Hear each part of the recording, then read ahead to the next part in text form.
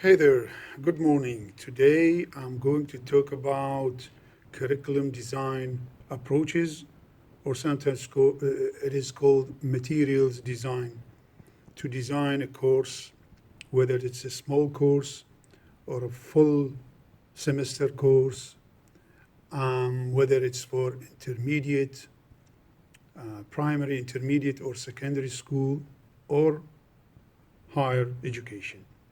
So, in order to design a course or a material that is related to a course or a training programs that you need to deliver as a trainer, there are five main ways or approaches to design those courses or the material or materials that you would like to deliver it to the candidates or students.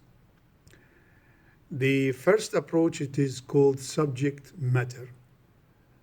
And subject matter is about individual dismantled subjects.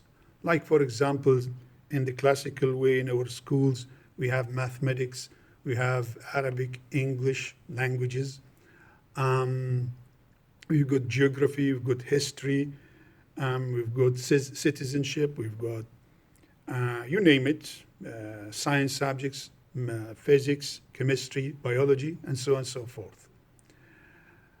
That's for the subject matter, and they are going to be delivered individually in their dismantled forms, each and every one alone by a teacher or an instructor. That's the subject matter, and that's the classical way, and it's very famous and still used, and it's good. It's not bad. The other way of preparing curriculum is about humanistic. So since human beings are very much in relation to being really human and the relationship between different people, so the details of the curriculum preparation or the materials preparation will heavily focus on a human being. The next one, which is very much related to the humanistic, is social curriculum design or social material design. That we as human beings, we are very much social and we need to be active participants in the community in all the areas and aspects of the life. So it will heavily depend on people as being human being and their relationships and being active part of the community. And that's why it is very much related to the second one, humanistic. The third one is behavioral. And this is very much into vocational education, where we heavily depend on competency, and where we call it competency-based training or competency-based education, where we put our objectives in a learning outcome or learning outcomes or intended learning outcomes. So different schools call them differently. And the fifth and the last one is information processing curriculum design.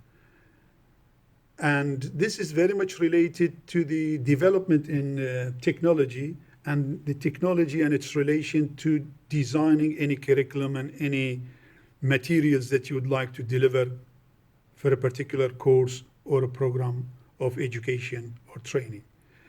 And this fifth one, information processing, is very much related again to the behavioral because of the technology involved in both.